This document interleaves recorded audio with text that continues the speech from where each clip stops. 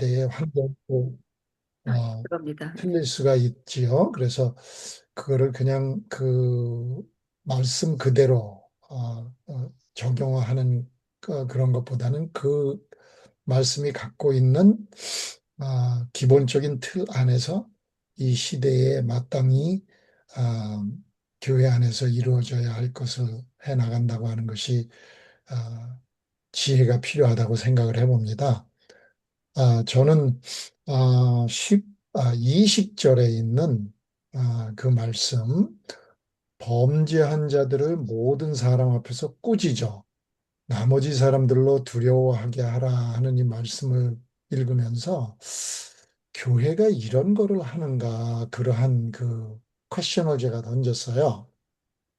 물론 지금 디모데에게 편지를 쓰시면서 이 20절이 있는 그 구절 거기에는 장로들에 대한 것을 이야기를 하면서 이어지더라고요. 그래서 이 주석을 살펴보니까 장로에게 대한 그러한 말씀도 되겠지만 그 양쪽 다 회중과 장로에게 모두 적용할 수 있는 것으로 이렇게 아, 아, 이제 주석이 풀이를 했더라고요. 그러면서 그 시대에는 이렇게 그 교회의 역할이 아, 참 사람들이 잘못을 하고 죄를 짓는 것까지도 교회에서 판단을 할 수 있는 그러한 역할을 했었구나.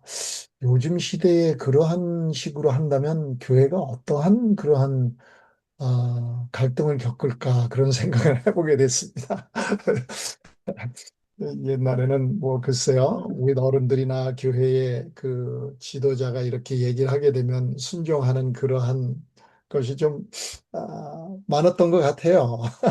근데 요즘은 내가 뭐라고 하게 되면 내 자유고 내 개인적인 일에 왜 교회가 참여를 하느냐 하는 그러한 또 반문도 제기될 수가 있고 그래서 참 이 디모데에게 아, 모든 것을 그렇게 사람 앞에서 꾸짖어서 한다 할 경우에는 참 굉장히 어, 어려운 일인데 과연 그 시대에 어떻게 이러한 일들을 통해서 교회를 이끌어 나갔을까 하는 그러한 생각을 해보게 됩니다. 그래서 아, 뭐, 복음서에도 말씀하셨듯이 한두 사람이 가서 먼저 얘기하고 한두 사람이 가고 이렇게 교회를 쪽으로 이렇게 발전해 나가는 것을 보게 되는데 아, 좀 생각하는 시간을 가졌습니다. 과연 이러한 일들이 아, 모든 사람 앞에서 꾸짖는 일들이 과연 저의 신앙생활 하는 동안에 있었나 이렇게 생각을 해보게 되는데 참 교회의 지도자로서 디모데가 사실 그 당시에 지도자의 역할이기 때문에 사도 바울이 편지를 쓰신 건데 과연 이런 것을 어떻게 이루어 나갔을까 생각을 하면서 이 시대의 교회에서도 자 하늘의 지혜를 받아서 우리가 교회로서 아름답게 정결한 정말 빛과 소금의 역할을 하는 교회의 발전을 해나갈 수 있기 위해서는 정말 우리 모든 하나님의 백성들이 정말 마음을 열고 하나님께서 인도하시는 성령의 역사를 체험하면서 받아들일 수 있고 또 그렇게 할 수 있는 용기도 있어야 되겠다. 그런 생각을 해보게 되었습니다. 이상입니다. 아멘, 네. 아멘. 예, 감사합니다. 예, 이 시간에는 우리 정영희 집사님께서 나누어 주시겠습니다.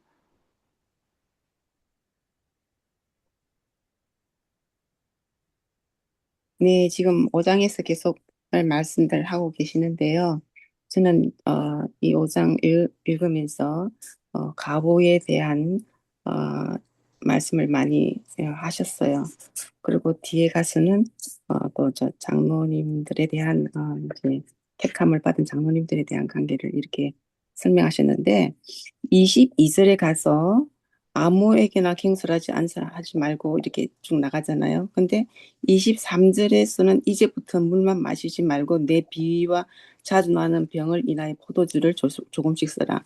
그리고 22절하고 이어서 어떤 사람들이 이제는 발기 드러나 먼저 심판에 나가고 어떤 사람들이 이제는 그 뒤를 쫓나니 이와 같이 선행도 밝히 드러나고 그렇지 아니한 것도 숨길 수 없느니라. 근데 그게 무슨 관계가 있는지 그 22절하고 23절이 어떤 관계가 있는지 24절하고 그래서 좀 거기에 대해서 조금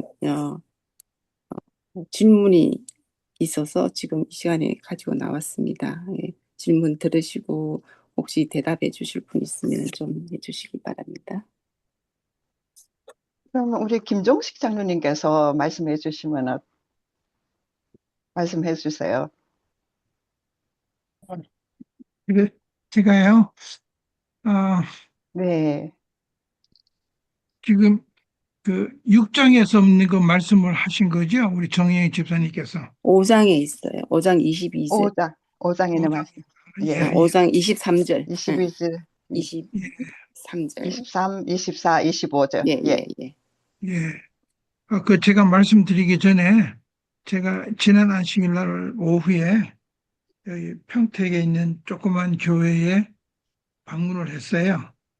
그래서 저기 그 임종현 집사님이랑 통화가 되고 그래서 거기 가서 그 3AMS를 좀 강의를 해달라 그래가지고 제가 그 교회를 갔었는데 거기에 어느 그 젊은 그 형제가 제가 캘리포니아에서 이제 왔다 그러니까 저기 정영희 집사님 성함 어머. 새로운 조 집사님 이름을 하면서 저보고 아냐고 강명수 집사님 얘기를 하면서 아니 그래가지고 김형훈 형제를 아시나요? 세라조 집사님하고 정영희 집사님. 예, 예. 예, 예. 그래서 이게 우리가 줌 때문에 아, 그래서 그 아주 캐나다에서 18년 살다가 이쪽을 한국으로 와서 지금 살고 있다고 그러면서 아주 그 교회에서 열심히 봉사하고 있더라고요. 그러면서 제가 드림스 CM하고 이걸 한 2시간 동안 제가 프레젠테이션을 했는데 아주 굉장히 관심 있게 잘 듣더라고요. 젊은 친구가. 그래서 인사를 대신 전합니다. 정영희 집사님하고 세라 조 집사님. 너무 이름을 반갑네요. 너무 정말 반갑더라고요. 네.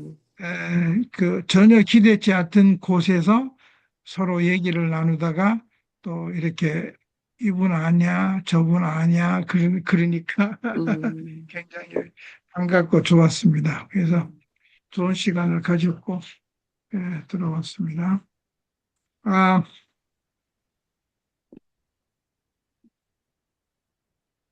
제가 공유를 좀 할게요.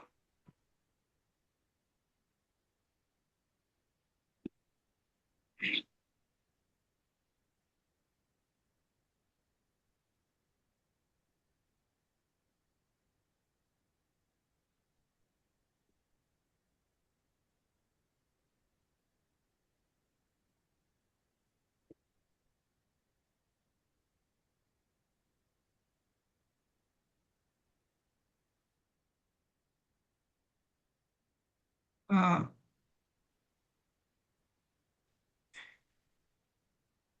제가 1절부터 먼저 조금 제가 보겠습니다. 이게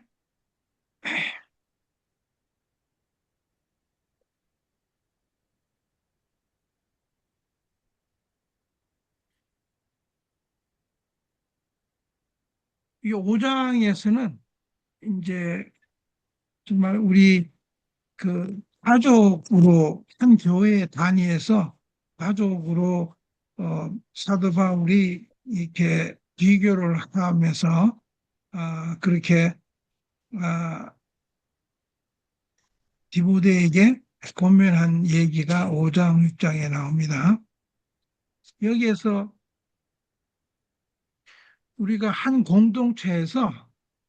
한 공동체에서 같이 믿음 생활하는 형제들을 어떻게 대하느냐에 따라서 우리가 그 아주 동양적인 사상이 많은 것 같아요. 장유유서 우리가 많이 우리 옛날에 배웠잖아요.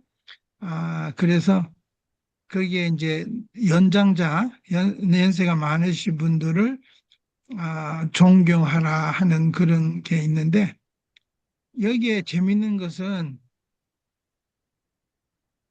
1절에 연장자라고 번역이 됐고 17절에는 교회를 이끄는 지도자 장로로 번역이 됐는데, 원어는 똑같답니다. 이게 프레스 뷰테로스라는 헬라어로 적었는데 1절에는 이제 늙은이로 이제 번역을 했고 17절에는 그걸 장로로 번역을 해서 그래서 우리 교회 안에서 어르신들을 영적 지도자처럼 대하듯 정중하게 대해야 된다는 권면이 쭉 나오죠. 그 다음에 이제 우리 사모님께서도 설명하시는 것처럼 아,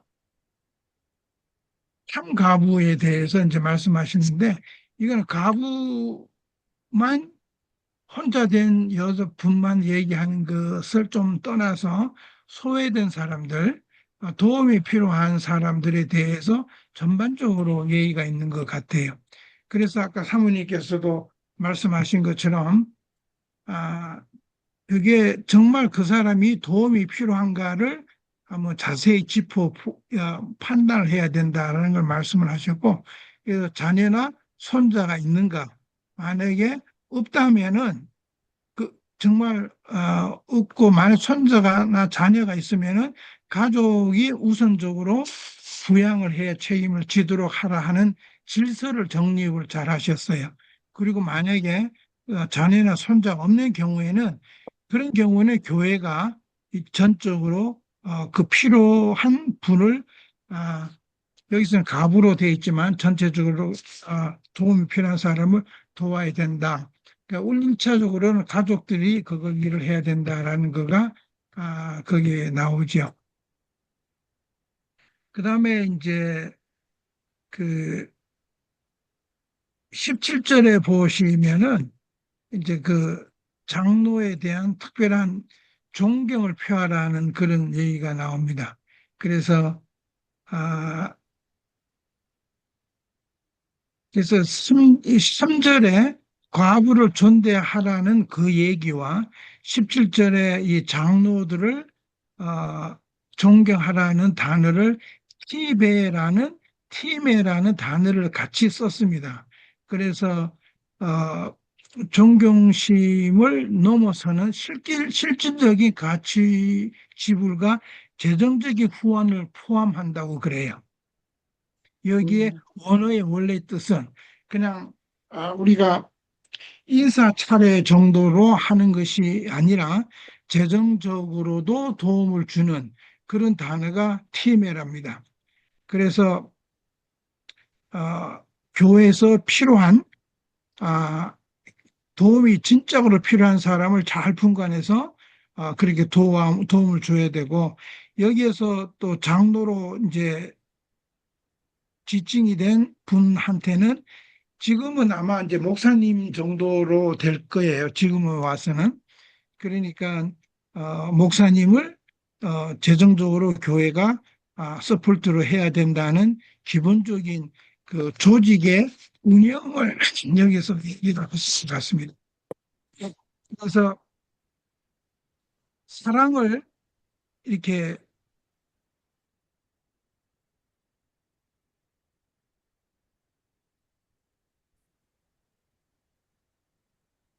우리를 통해서 사랑이 전달될 수 있도록 하는 사도 바울의 아주 그 기가 막힌 행정적인 그 시스템을 5장에서는 그렇게 하신 것 같아요.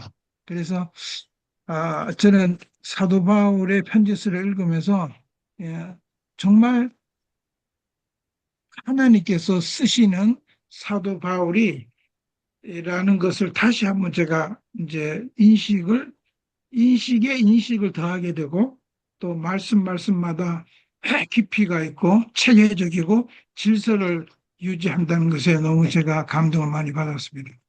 그래서 이제 그 다음에 이제 22절 그 얘기를 들어가면요.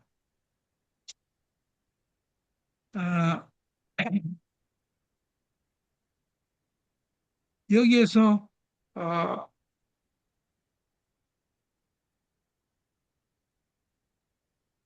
디모데에게 아,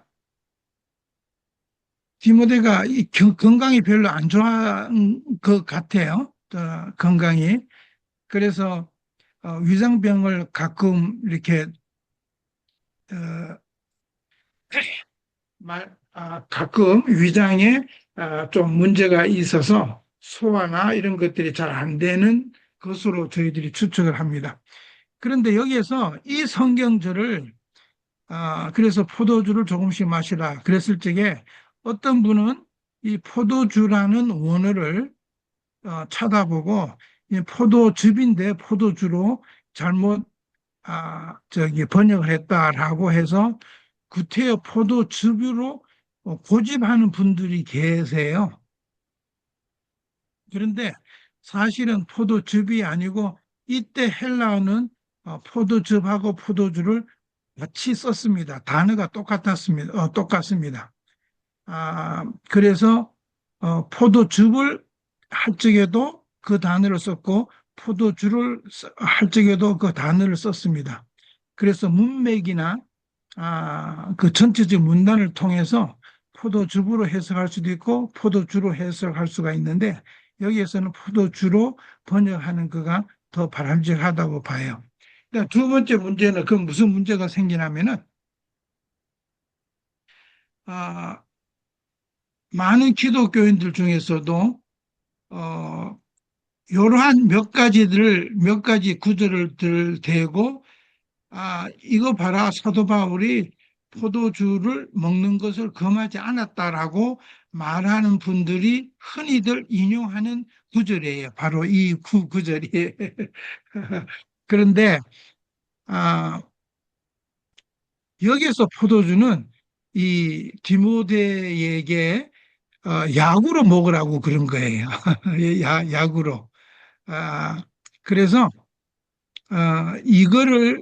이 구절을 가지고 어, 음주를 해도 된다고 주장하는 사람들은 약간 아, 너무 이 성경의 전체 66권의 전체 흐름을 제대로 파악하지 못하고 어, 본인이 하고 싶은 것을 하기 위한 하나의 고집이라 그럴까요? 예, 그렇게 우리가 볼 수가 있습니다.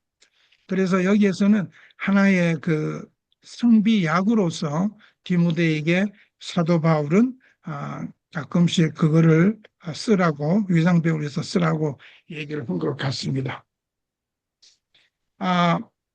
그러니까 사도 바울은 이 굉장히 본인은 지난 주에도 우리가 얘기를 나눴지만 본인은 어, 혼인을 하지 않고 혼자 평생을 살았던 사람으로서 우리가 4장인가요? 3장에서 나왔던 거를 다시 한번 얘기를 하면은 어떤 극단주의자가 혼인하지 말라라고 한 것을 받지 말라고 얘기를 한 거잖아요. 그거는 잘못된 기별이다. 혼인이 절대로 거기서의 육적인 아주 죄된 행위가 아니라는 것을 굉장히 강조를 했다는 것을 지난주에 우리가 서로 의견을 나누었습니다. 여기에서도 마찬가지로 포도주는 약으로서 사용을 하라고 권면을 했다고 우리가 해석을 하면 더 좋지 않겠는가 하고 제 생각을 말씀을 나눴습니다. 정혜희 집사님 설명이 제가 제대로 됐는지 잘 모르겠습니다. 네, 제가 22절이나 24절이나 읽으면은 연결되는 게 있는데 23절은 조금 엉뚱하게 왜 이 문장을 여기에서 나올까 하는 그런 생각을 좀 해봤거든요. 예. 그래서 드린 질문이었습니다. 예. 아, 그러니까 이렇게 우리가 이해를 하면 좋겠어요. 그러니까 사도 바울은 굉장히 실제적이에요. 실제적이었어요. 그리고 디모데를 얼마나 사랑했으면은 디모데가 가지고 있는 그 소위 말하는 지병을 위해서도 염려를 하는 그런 바울이었다라고 보면은 저는 디모데를 얼마나 사랑했는지를 여기서 볼 수가 저는 볼 수가 있습니다. 기가 막히게 사랑한다는 그런 느낌이 저는 저버릴 수가 없어요. 알겠습니다. 무슨 정결하게 하는 거와 무슨 상관이 있는가 그런 생각을 아니, 전혀 그거하고는 관계가 없죠. 했어요. 예. 그는 관계가 없고, 여기에는 단순히, 그, 에베소 교회를 맡아서 수고하는 정말 디모데가 지병으로 애를 쓰고 있는 그 상황을 잘 이해하는 바울로서 이렇게 개인적으로 권면을 한 거라고 우리가 보면 좋겠습니다. 감사합니다. 장로님, 그러면 24장하고 25장도 더불어 말씀해 주시면 감사하겠습니다. 24절, 24장, 25절이 25절. 예, 예, 예. 예, 예. 어떤 사람들의 죄는 밝게 드러나 먼저 심판에 나가고 어떤 사람의 죄는 그 뒤를 따르나니 이와 같이 선행도 밝게 드러나고 그렇지 아니한 것도 숨길 수 없느니라. 아, 그러니까 이거는 그 결국은 뭐 선행이든지 이 악행이든지 우리가 도저히 숨길 수 없다라는 그런 말씀이 아닐까요? 결국은 다 드러낸다, 드러날 수밖에 없다. 그러니까 어떤 사람의 죄는 먼저 드러날 수가 있지만 다른 사람의 죄는 조금 뒤에 드러날 수가 있다. 똑같은 방법으로 선행도 그렇게 이렇게 밝혀지는 거니까 우리는 아무것도 우리가 숨길 수 있는 것은 없다는 뭐 아주 보편타당한 말씀을 하신 것 같습니다. 그렇게 이해가 되겠습니까? 네. 우리 정영희 집사님, 어떻게 질문하신 거에 대해서 이해가 되셨으면 좋겠습니다. 네, 그 사도 바울이 쭉 권면을 하다가 갑자기 팝답된 것 같아요. 너 지금 위장이 병이 자진하니까 포도주를 조금씩 써라 이렇게 말씀하시고 그 다음에 이제 이어가시는 것 같아요. 예. 하시던 말. 네, 감사합니다. 그러면 이 시간에는 우리 이용순 집사님께서 읽으신 말씀 중에서 나누어 주시면 감사하겠습니다. 네, 저는 정말 이거 그냥 놔둬보세요. 성경절을. 예, 예, 예. 전체적으로 5장, 6장을 읽으면서 물론 디모데한테 진짜 사랑하는 아들과 같은 디모데한테 교회 직분을 이렇게 모든 것을 통솔하는 그 책임 있는 그 디모데에게 우리 그리스도인들 지침 또 어떻게 교인들을 하는 그 지침을 주는 것을 보고 정말 이때까지 읽으면서 정말 이 사도 바울이 너무너무 그 성격이 질서적이고 조직적으로 그냥 집사 뭐 장로 이런 걸 다 교회에 이렇게 한 걸 보면은 조직적이고 굉장히 질서적인 성품인 것 같은데요. 읽으면서 정말 이게 너무 브라드하고 너무 뭐 이렇게 넓고 그리고 또 이렇게 보면은 단어마다 좀 그 어려운 단어들이 탁탁 나와요. 또 26 특히 그 읽다가 보면은 정말 6장에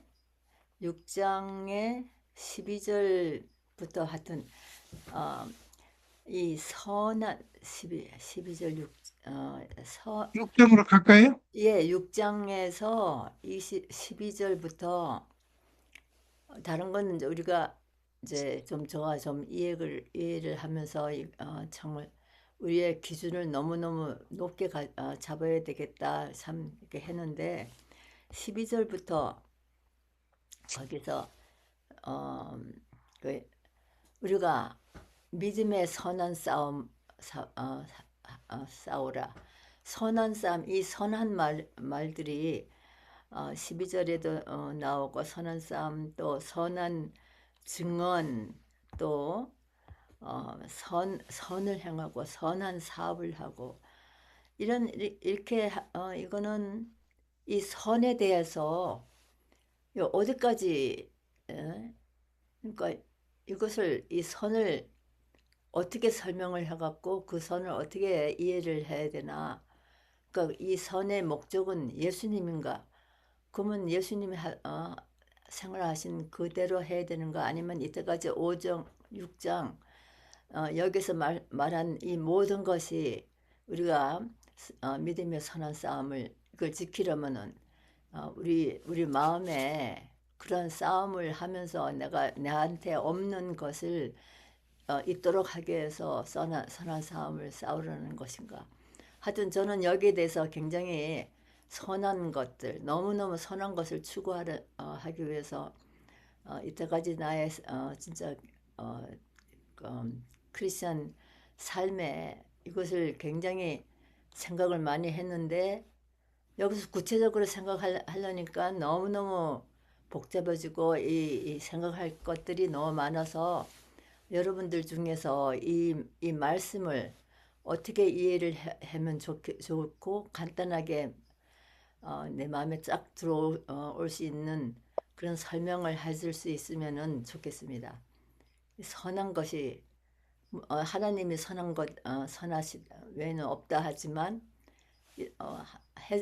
5장 6장을 통해서 너무너무 여러 가지 좋은 지침들을 해주신데 그 중에서 그걸 다 지키라는 건지 그래서 좀 복잡했어요. 그러면 이 시간에 우리 창호 장로님께서 우리 이영순 집사님께서 질문하신 것에 대해서 말씀해 주실 수 있으신지요? 저는 그 말씀을 보면서 그런 생각을 했습니다. 우리가 말씀 속에서도 늘 이렇게 표현하지 않습니까? 악을 선으로 이기라고요. 그래서 거기서 표현되는 말씀이 6장 몇 절이었죠, 그게? 12절에서 6장 12절이었어요. 11에서 예, 믿음의 선한 싸움을 싸우라. 18절 다 선한 것. 예, 믿음의 선한 싸움을 싸우라라고 한 그 말씀의 그 의도를 저는 그렇게 생각을 했습니다. 이렇게, 우리가 뭔가 이제 악을 대할 때 우리가 믿음으로 그것을 잘 이겨내고 싸워서 승리를 해야지 되는데, 그런 의미에서 볼 때는 우리가 선으로 그것을 이길 수가 있어야지 악을 악으로 이기려고 해서는 안 된다라고 하는 것을 제 말씀 속에서 저는 좀 생각해 볼 수가 있을 것 같고요. 참 그게 쉽지는 않아요. 그렇죠? 왜냐하면 악을 선으로 이긴다라고 하는 것이 절대로 이게 쉬운 일이 아니기 때문에 우리가 이 일을 싸워서 이기신 주님을 의지해야 되는 것은 뭐 당연한 것이고, 그것보다도 이제 우리가 그 일을 위해서 어떠한 선한 행동을 주님께서 우리에게 가르쳐 주셨는가라고 하는 그러한 맥락에서 우리가 삶을 내 자신을 전환하게 된다면은 분명히 악은 그것을 보게 되고, 그래서 그 선은 거기서 드러나게 될 것이다 라고 하는 것이 아까 그 말씀에도 좀 맥락이 되는 것 같아요. 어두움은 빛을 이기지 못하고 빛은 또 어둠을 쫓아낸다 라고 하는 그런 맥락에서 좀 생각해 봤습니다. 뭐 어떻게 답이 되시는지는 모르겠지만 하여튼 뭐 갑작스러운 저거라 준비 없이 얘기를 했기 때문에 어떻게 이해가 됐습니까? 네, 하여튼 그냥 이렇게 뭐 크게 그냥 보자면은 네. 이제 구체적으로는 안 하고 이해를 하려고 하려면은 이 하나님 을 생각하면서 이때까지 5장, 6장에서 말하는 그 모든 것을 행하면서 선한 증언을 하고 선한 사업을 하고 선을 행하고 뭐 이렇게 선. 그러니까 이게 스트레스가 이게 솔직히 말해서 저의 크리스천 삶이 몇십 년 동안 진짜 선을 굉장히 추구하면서 살았는데 대인관계도 내가 이렇게 선을 행해야 된다. 내가 이 사람이 뭐라고 할 때 내가 선한 마음으로 해야 된다. 뭐 이렇게 해갖고 굉장히 좀 스트레스한 단어예요. 근데 이제 여기서 계속 선한 거 이렇게 하라니까 참 진짜 좀 마음에 부담이 많이 됐어요. 음. 네. 그래요. 이 시간에는 우리 그러면 우리 네, 이장로님 예, 특히 더 하시면 베드로전서 2장 12절에 이런 말씀이 있어요. 너희가 이방인 중에 행실을 선하게 가져 너희를 악행한다고 비방하는 자들로 하여금 너희 선한 일을 보고 오시는 날에 하나님께 영광을 돌리게 하려 함이라. 그러니까 주님이 오시는 날에 하나님께 영광을 돌리게 하라. 지금 현재는 우리가 그것이 드러나지는 않지만 그러나 드러날 수 있고 드러나지 않을 수가 있지만 그러나 분명하게 재림의 날은 다 드러나게 될 것이라는 것을 우리에게 또 알려주고 있는 것을 보게 됩니다. 그래서 우리가 그 악을 선으로 이긴다는 것이 별로 그렇게 쉽지가 않아요. 그래도 그러나 우리가 그것을 계속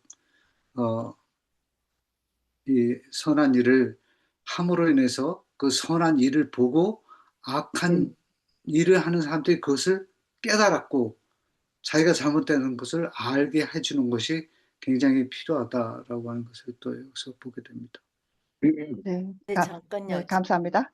제가 그래서 이게 스트레스 하다가 가정책을 이제 공부하는 중에 저기 신물교원 1장 159 거기 있는 가정책에 있는 그 기도를 읽고 마음이 좀 편했습니다. 그 기도가 어떻게 가정책에 있냐면은 주여 저는 제 마음을 당신께 드릴 수 없사오니 당신이 제 마음을 취하소서. 저는 당신을 위하여 그것을 보존할 수가 없습니다. 그러니 당신이 그것을 깨끗이 보존해 주옵소서. 비록 제가 연약하고 그리스도와 같지 않을지라도 저를 구원하여 주옵소서. 저를 재창조하사 당신의 사랑이 저희 심령 속에 통하여 흐를 수 있도록 순결함과 거룩함 가운데로 저를 이끌어 올리소서 하는 엘렌 G. 화이트 부인이 써놓은 이 기도를 읽고 정말 저는 이 선과는 너무나 거리가 먼 삶을 살고 있는데 이것은 진짜 영어로 이렇게 영어된 가정책을 보니까 It is thy property. Keep it pure, for I cannot keep it for thee. 이렇게 진짜 이거 your property 내 마음이 your property니까 나는 이거 킵할 수 없으니까 진짜 킵해달라고 그런 걸 들 때 진짜 정말 마음이 편했습니다. 진짜 저는 이 선한 거 또 5장 6장에 말하는 모든 바울의 대인관계라든가 그런 것을 할 수가 없는 것들이 너무 많아서 감사합니다, 집사님. 나누어 주셔서. 그럼 이 시간에 우리 유정희 집사님께서 읽으신 말씀 중에 은혜 받으신 말씀 있으면 나누어 주시겠습니다.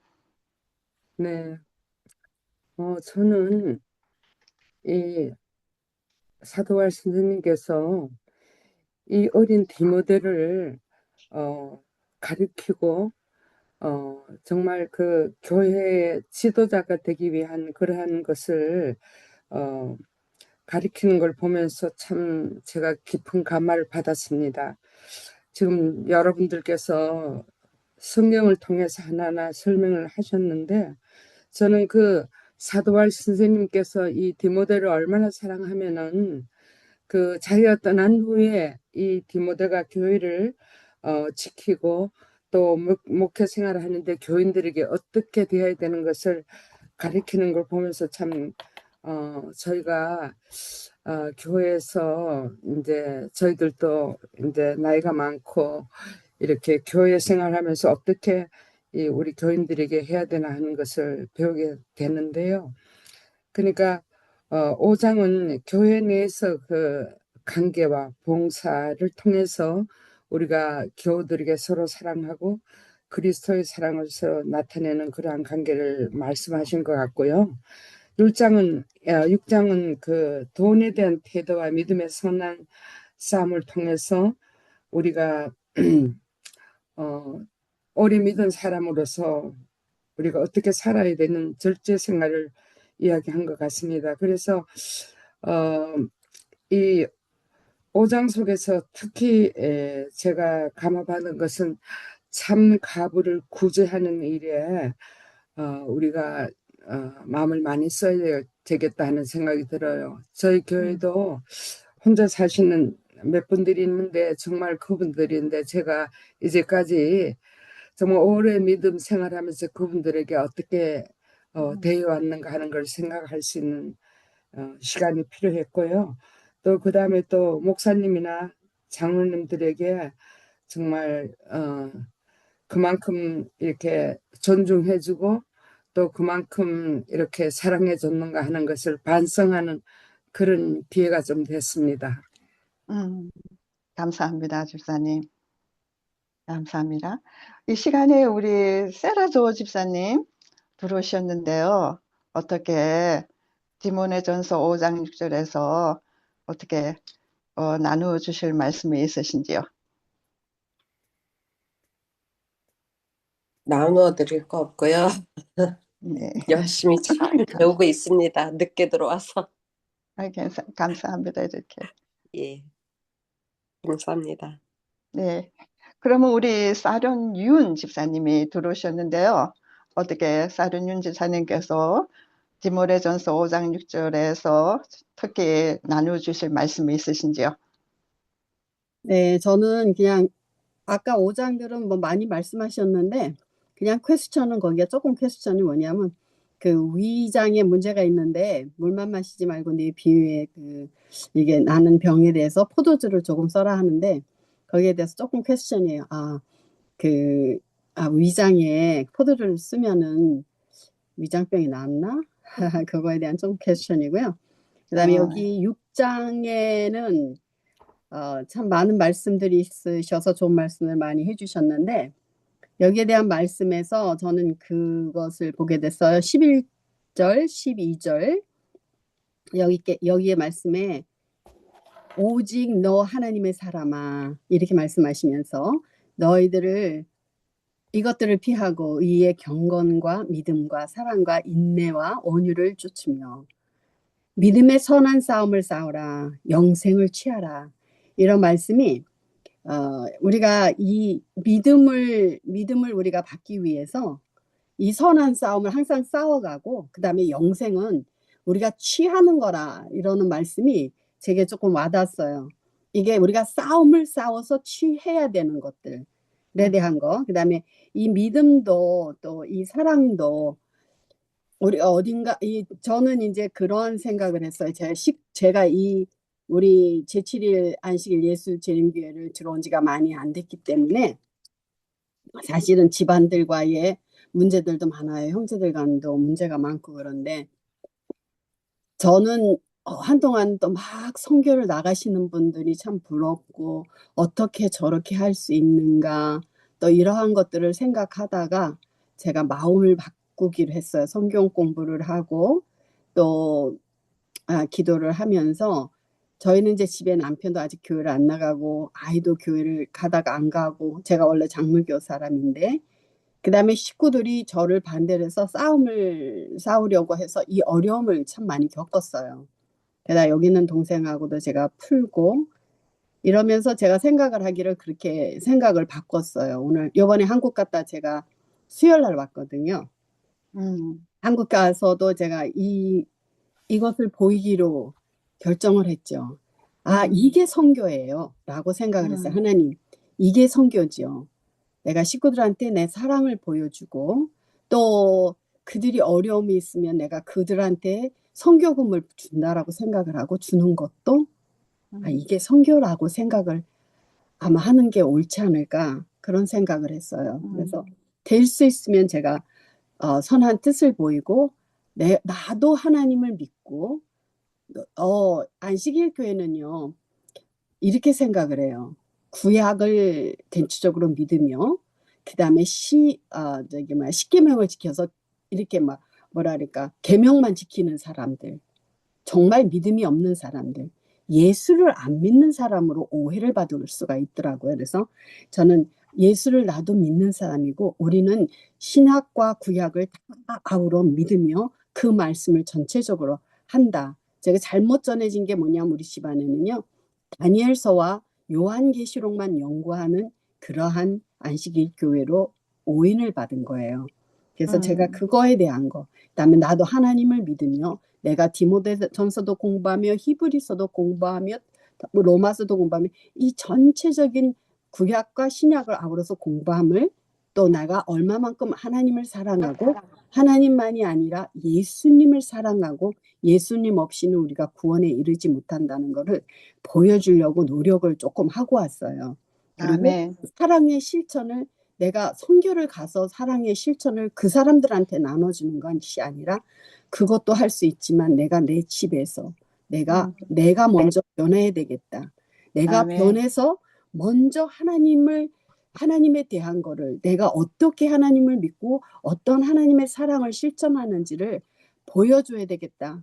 그래서 내 집에서부터 구원에 이르게 하고 내 가정 아멘. 형제들 내가 할 수 있는 한 하나님을 내가 믿는 하나님, 내가 믿는 예수님을 조금이라도 알려줘야 되겠다는 그러한 생각을 했어요.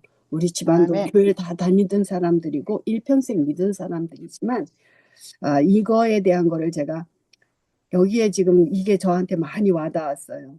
이게 우리가 의의 그 경건함, 그다음에 그 믿음, 사랑, 이런 온유함 이런 거가 나도 모르는 사이에 입에서 그 온유함이 나오지 못하고 나도 모르는 사이 입술에서 세상 사람이 하는 말을 한다면 그거는 하나님을 욕되게 하는 거잖아요. 그다음에 선한 싸움에서 우리가 이기지 못하는 거고 영생을 취해야 되려면 그 영생을 취하기 위해서 우리가 이 싸움에서 승리를 하는 삶을 살아야 되겠다는 그러한 생각이 와닿았어요. 지금 말씀을 제가 우리 들으면서 이거 생각을 하고요.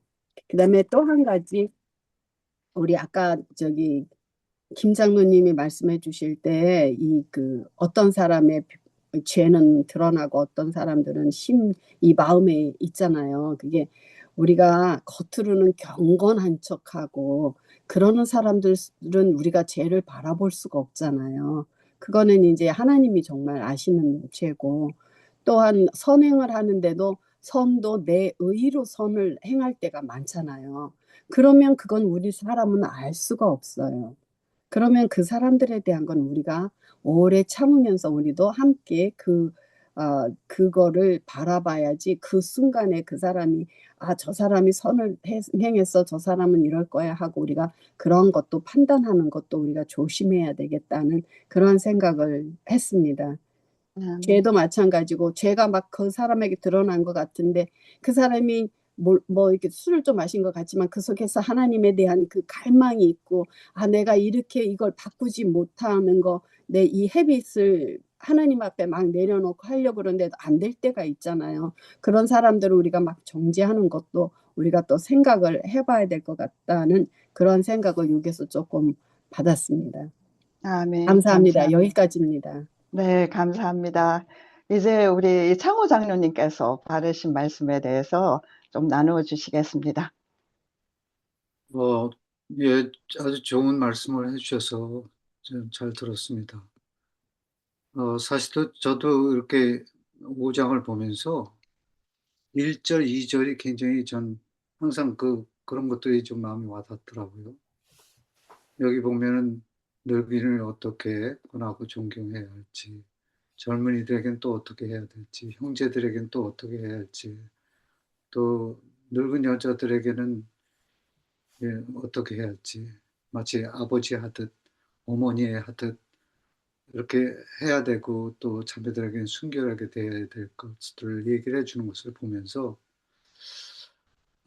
사도 바울께서 이렇게 5장 서두 부분에 이렇게 인간관계에 대한 것을 얘기를 해주신 것은 아마 그것이 결코 하나님을 섬기는 일에 무관하지 않다라고 하는 것을 생각해 보게 해 주었습니다. 그래서 이 바울은 분명히 이게 성도를 섬기는 것이 곧 주님을 섬기는 어떤 첫걸음이 될 것이라는 것을 알고 있으셔서 항상 아멘. 그렇게 얘기를 해 주신 것 같아요. 그래서 그분의 말씀들을 보면은 그러한 방향의 말씀들이 참 많아요.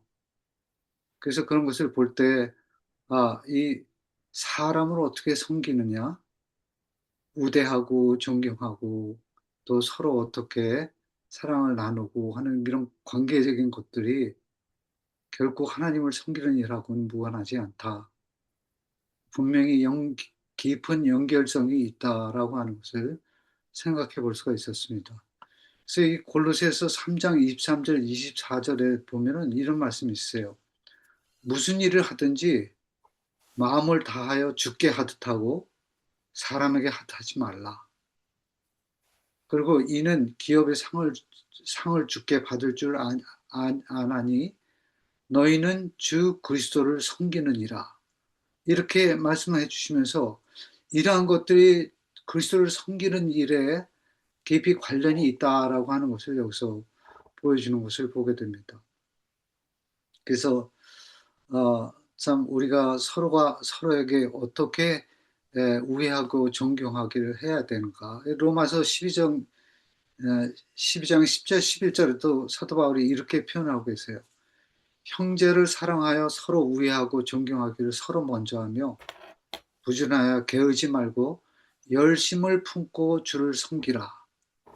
이렇게 그 주를 섬기는 것을 마지막으로 놔두시면서 뭔가 이렇게 사랑하고 서로 우애하고 존경하는 이 형제의 사랑과 이런 것들이 우리 인간과의 우대하고 존경하는 그런 관계들이 결코 하나님을 섬기는 일에 참 깊이 연결이 있구나 하는 것을 계속 우리에게 얘기해 주는 것을 보게 됩니다. 그래서 참 우리가 서로 관계 속에 어떤 예우로 존대하며 지내야 될지 그런 것들을 잘 보게 됩니다. 그래서 노인들을 대할 때는 아버지께 하듯 하고 또 늙은 연로하신 여자분들을 대할 때는 어머니께 하듯 하고 그래서 이렇게 저도 가끔가다 이렇게 연로하신 분들을 보면 어머님, 아버님이라고 전에는 좀 많이 표현했는데 요즘은 제가 나이를 먹다 보니까 이제 그럴 기회가 별로 없는 것 같아요. 근데 하여튼, 예, 우리가 그렇게 가족적인 그런 어떤 마음으로, 어떻게 보면 가족보다도 더 멀리 떨어져 있는 가족보다도 더 가까이 있는 성도들에게 이렇게 더 가족 같은 마음으로 서로 대하면서 그렇게 사는 것이 굉장히 하나님을 섬기는 일에 중요한 일이다라고 하는 것을 그래서 여기서 빌립보 2장 3절에서는 이렇게 표현하고 있습니다. 아무 일이든지 다툼이나 허용으로 하지 말고 오직 겸손한 마음으로 각각 자기보다 남을 낮게 여기고 또 히브리서 6장 10절에 하나님은 불의하지 아니하사 너희 행위와 그의 이름을 위하여 나타낸 사랑으로 이미 성도를 섬긴 것과 이제도 섬기는 것을 잊어버리지 아니하시느니라 라고 하시면서 하나님께서는 이러한 것들을 잊어버리지도 않으시고 우리가 그래서 어떻게 서로를 위하고 살아야 할지 그것이 아주 잘 표현이 된 말씀이구나 하는 것을 그래서 왜 사도 바울이 그것을 서두에 두시고 디모데에게 공고를 해주셨나 하는 것을 좀 생각해 볼 수 있었습니다. 제가 시편 133편 1절 3절에 있는 말씀을 참 좋아하는데요. 거기 보면 보라 형제가 연합하여 동거하며 어찌 그리 선하고 아름다우고 나온지요. 머리에 있는 보배로운 기름이 수염 곧 아론의 수염에 흘러서 그의 옷깃같이 내린 것 같고 헐몬의 이슬이 시온의 산들에 내린 것 같도다. 거기서 여호와께서 복을 명하셨나니 곧 영생이로다 라고 얘기를 하면서 여기 보면은 기름은 그 향기로운 사전적인 의미에서는 그렇게 표현하고 있더라고요. 향기로운 냄새를 가지고 있었고 거룩했고 널리 퍼져나갔다.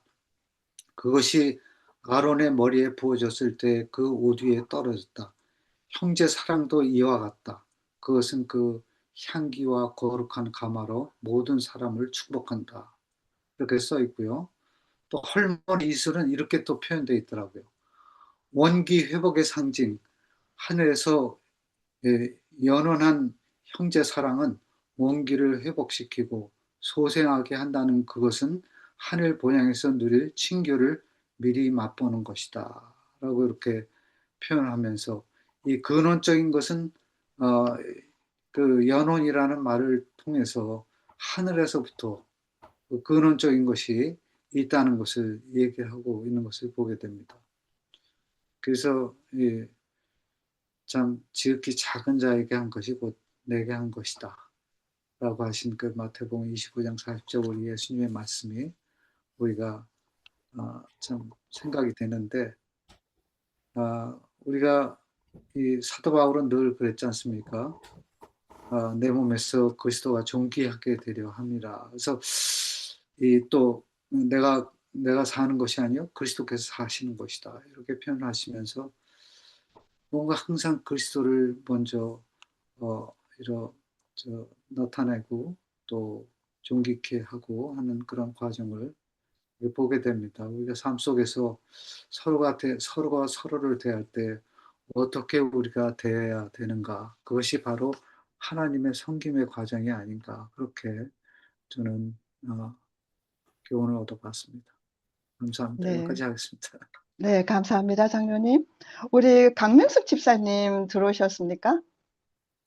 네, 그러면 강명숙 집사님 어떻게 바르시는 말씀 중에 좀 나누어 주실 말씀 있으신지요? 네, 제가 습관이 안 돼가지고 아침에 못 일어나서 항상 문제가 되는데요. 디모데 전서 6장에 저는 그 14절에 보면 우리 주 예수 그리스도께서 나타나실 때까지 흠도 없고 책망받을 것도 없이 이 명령을 지키라. 이 아멘. 명령에 대해서 지키라고 말씀을 하셨는데 여러 가지 여러분들 말씀해 주신 거 너무 감사하고 정말 이해할 수 있도록 해주신 것에 대해서 감사한데요. 저는 흠도 없고 책망받을 것도 없이 이 명령을 지키라는 이 말에 꽂혔거든요. 그래서 우리가 살다 보면 이 말씀대로 살려고 하지만 이게 험도 없고 책망받을 것도 없이 정도는 아니 되더라고요. 돌아서면 회개하게 되고 하지만 여기에 대해서 또 다른 분들이 말씀하셨는지는 제가 모르겠네요. 근데 저는 여기에 꽂혀가지고 이거를 여기저기 막 다 찾아보고 했거든요. 근데 옛날에도 이거 가지고 제가 한번 생각하고 한 것도 생각이 나고 해서 우리가 험도 없고 책망받을 것도 없이 이 명령을 지키라는 이 말씀 안에는 우리가 험이 없어야 되는 것은 물론이지만 우리 생활 속에서 살다가 보면 이 험이 드러나요. 그렇지 않아요? 그럴 때에 우리가 모든 것을 예수님한테 드리고 아까 우리 셰론윤 집사님 말씀해 주시는 게 지금도 이 관계가 내 형제간들하고 관계가 그렇게 좋지는 않아요. 그렇지만 제가 처음에 들을 때 너무너무 상처를 너무 많이 받아가지고 그렇게 가까이 하기가 좀 힘들었거든요, 저한테는. 그러나 그래도 내 형제들과 어떻게든 해보려고 제가 노력했던 것이 아까 셰론님 말씀 속에서 제가 많이 느꼈습니다.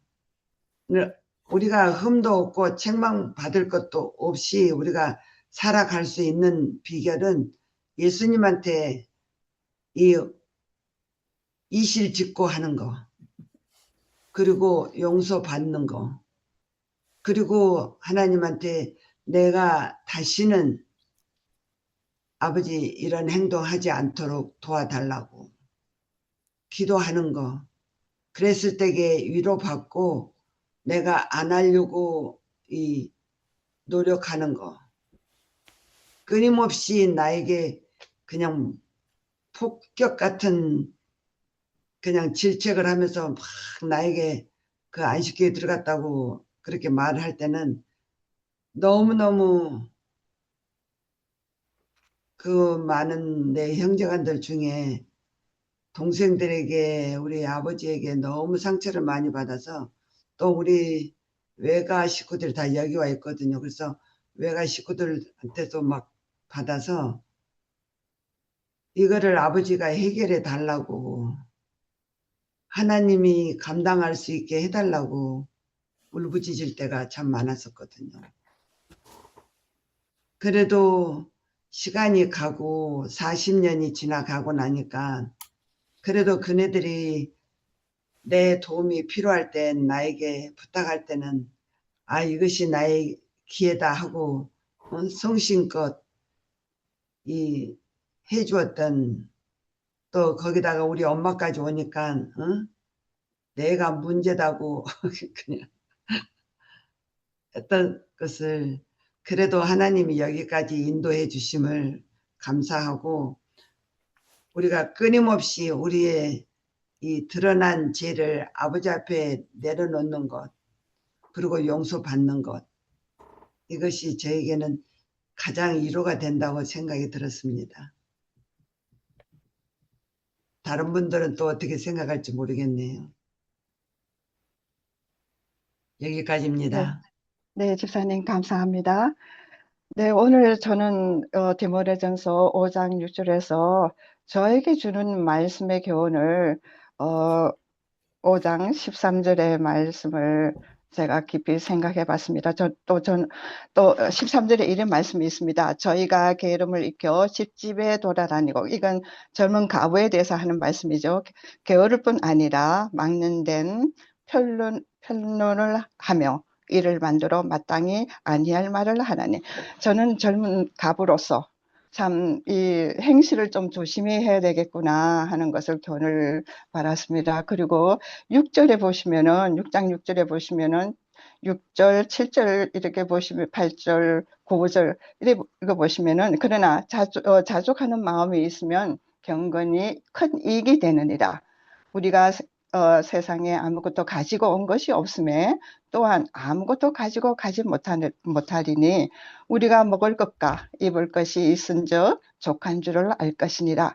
부하려 하는 자들은 시험과 올무와 여러 가지 어리석고 해로운 정욕에 떨어지나니 그 사람으로 침륜과 멸망에 빠지게 하는 것이다. 돈을 사랑함이 일만한에게 뿌리가 되나니 이것을 사모하는 자들이 미혹을 받아 미움으로 떠나 많은 근심으로써 자기를 찔렀도다. 저는 자족하는 마음으로 주님이 오시는 그날까지 세상에 아무것도 가지고 온 것도 없고 또 제가 가지고 갈 것도 없다고 이런 말씀을 제 자신을 돌아보면서 저는 제가 먹을 것과 입을 것이 입은 것으로 족하게 여기면서 제가 부하로 하지도 않고 그냥 예수 그리스도를 모시는 사람으로서 시험을 들지 않고 시험을 이겨 나갈 수 있는 힘과 능력을 말씀으로서 할 수 있다 하는 그 믿음을 갖고 돈을 사랑하지 않고 돈을 사랑하지 않으려고 매일 말씀으로 기도하면서 오늘 아까 우리 이영순 집사님께서 읽어주신 말씀 신물기도 159절에 있는 그 말씀을 25년 9월부터 제가 매일 아침에 묵상하면서 주님이 내 마음속에 임재하셔서 제 마음을 주관하여 주시고 무로 통하여 제 삶 속에 선한 행동으로 그리스도의 영광을 드러내며 살아야 되겠다 하면서 제가 실천하고 있습니다. 오늘 이렇게 바쁜 와중에도 많은 분들이 이렇게 좋은 말씀을 이렇게 같이 나눠주시고 또 이렇게 참석해 주셔서 감사합니다. 오늘 또 우리 김종식 장로님 마지막으로 저희들에게 뭐 특별히 해 주실 말씀은 없으신지요? 예, 제가 잠깐만 말씀드리겠습니다.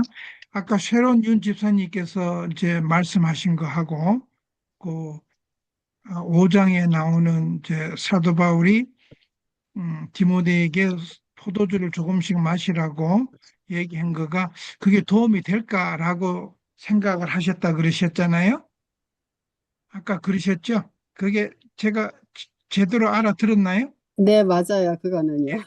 예, 그걸 조금 더 설명을 해드리면 이렇습니다. 그때 당시에 사도 바울 당시에는 우리 오늘날처럼 이렇게 정제된 물도 없고 또 수도물이라는 것도 없고 그냥 그 보통 물이 굉장히 그 오염이 많이 된 물이었다고 그래요. 그 당시에. 그래서 그런 물에 알코올 성분을 좀 넣으면은 알코올이 두 종류는 그는 아시잖아요. 메칠 알코올은 일단 에틸 알코올이 있는데 이게 포도가 발효되면서 생긴 거는 에틸 알코올입니다. 에틸 알코올인데 에틸 알코올이 이게 물에다 섞으면은 물에 있는 세균들을 죽일 수 있는 작용을 해요. 그러니까 세니타이저 역할을 합니다.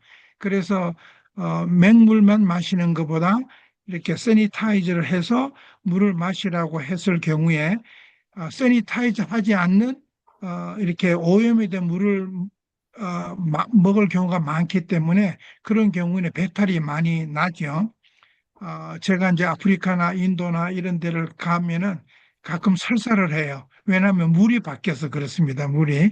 예, 그래서 아까 새로운 윤 집사님께서 그게 무슨 도움이 되겠냐 그런데 굉장히 도움이 돼요. 예, 물을 정화하는 역할이 그 포도주에 있습니다. 알코올 성분 때문에. 예, 그렇습니다. 그 다음에 아까 그 우리 이영순 집사님께서 그 선한 싸움에 대해서 굉장히 고민을 많이 하셨는데 제가 요거 도표 좀 보여드리겠습니다.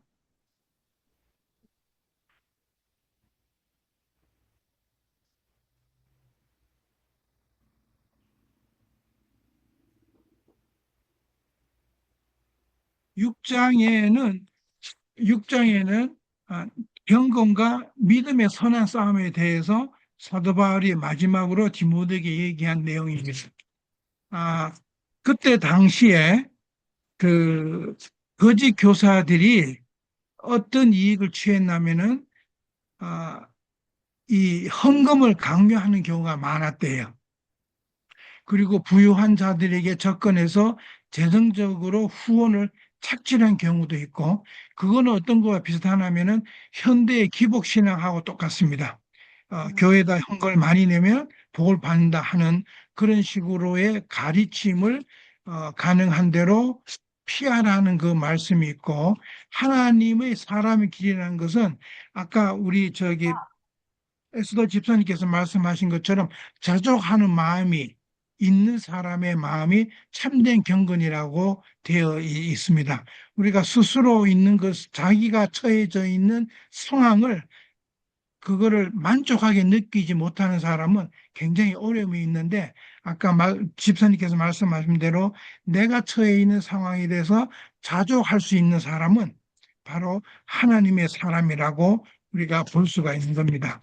그래서 부유함에는 두 가지가 있어요. 여기에 제가 도표를 하나 그렸는데 여러분들 보이시는지 모르겠습니다만은 이 파란 줄은 먼저 빨간 줄을 먼저 보시면은 재물의 가치는 시간에 따라서 점점 적어지고 경건과 선한 사업의 가치는 시간이 경과할수록 점점 올라가요. 파란 그래프는 이것을 사도 바울이 여기에서 얘기를 한 겁니다. 그래서 선한 싸움은 원어로는 아고니아인데 이거는 6가지를 얘기를 한다고 그럽니다. 하나님의 의, 경건, 믿음, 사랑, 인내, 온유를 추구하는 거가 선한 싸움에 들어가요. 그래서 이 아멘. 적극적으로 6가지의 덕목을 따라서 우리가 선한 싸움을 싸우라고 바울은 디모데에게 권면한 겁니다. 6가지나. 그래서 좀 여유가 있는 사람들에게서도 얘기를 이제 하셨는데,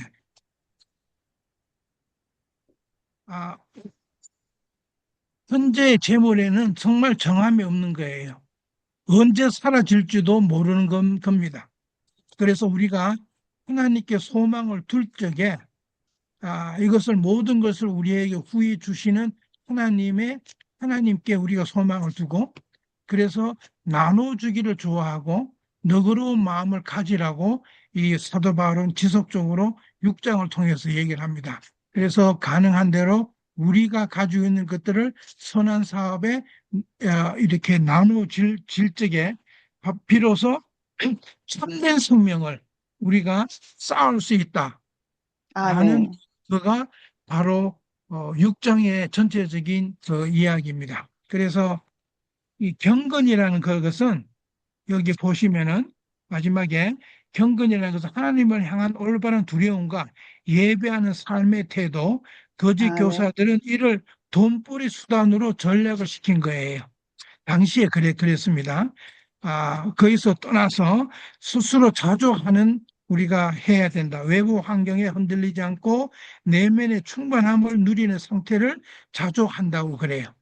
그래서 싸운다는 얘기는 그 다음에 우리가 선한 싸움을 싸운다는 이 얘기는 고대 올림픽 선수나 군인이 사력을 다할 때 쓰는 단어가 바로 아고니주랍니다. 그냥 사력을 온 힘을 다해서 할 적에 영적 삶은 적당한 타협이 아닌 치열한 전투라는 것을 알려주기 위해서 사도 바울은 아고니주라는 단어를 사용한 겁니다.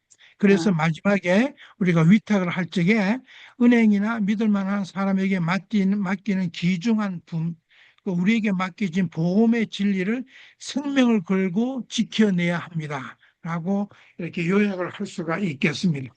아멘.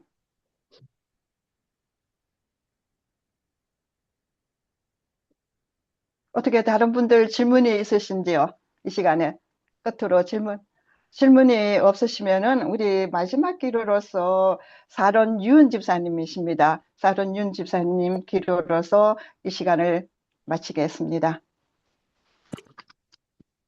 사랑의 하나님 감사합니다. 저희들에게 오늘 디모데전서 5장과 6장을 또 생각하게 하시고 서로가 아버지 좋은 뜻을 나누게 하여 주셔서 많은 것을 배우게 하여 주신 하나님 감사합니다. 아멘. 저희들이 정말 하늘의 소망을 두고 하나님을 향하여 나아가며 선한 싸움을 싸워서 주 앞에 승리하는 삶을 살 수 있도록 주님 도와주시옵소서. 아멘. 매 순간을 주님의 사랑을 나누며 하나님의 사랑을 가슴 깊이 새기며 진리의 말씀을 새기며 아버지 우리의 믿음 없음을 주께 아뢰할 때 우리가 하나님 앞에 승리하는 삶을 살 수 있을 거라고 생각합니다. 하나님 우리의 길을 인도하시고 또한 하나님 각자 처해 있는 우리 모든 우리 복음의 아버지 하나님 기도 성도님들을 위해 하나님 함께 하시고 있는 자리에서 아버지 주 앞에 승리하며 오늘 하루가 하나님 앞에서 승리하는 삶을 살 수 있도록 주님 도와주시옵소서. 함께 하여 주시옵고 다음 주에 다시 만날 뵐 때까지 우리 주님 도우시고 인도하여 주실 줄 믿사오며 모든 것을 우리 주 예수 그리스도의 이름으로 간절히 기도드렸습니다. 아멘. 아멘. 아멘. 김장로님, 감사합니다. 이장로님 감사합니다. 아이, 또 여러 감사합니다. 집사님들 이렇게 감사합니다. 참석해 주셔서 감사합니다. 그럼 다음 감사합니다. 주에 또 뵙겠습니다. 수고 안녕히 많으셨습니다. 계십시오. 네, 네. 감사합니다. 모두들 수고하셨습니다. 감사합니다. 수고 많으셨습니다. 감사합니다. 감사합니다. 이렇게 공상무님 감사합니다. 예, 집사님들 하시니까는 너무 좋아요. 감사합니다. 너무 좋습니다. 강명수 집사님 늦게 들으셔서 못 들으셨는데 제가 지난 안식일 날 어떤 젊은 친구를 만났는데 강명수 집사님 얘기를 하시더라고요. 그래요? 김형훈이라고 아시죠? 네. 예, 김형윤 형제를 제가 만났습니다. 아, 어떻게 그렇게 만나셨어요? 저도 모르게 그냥 만났습니다.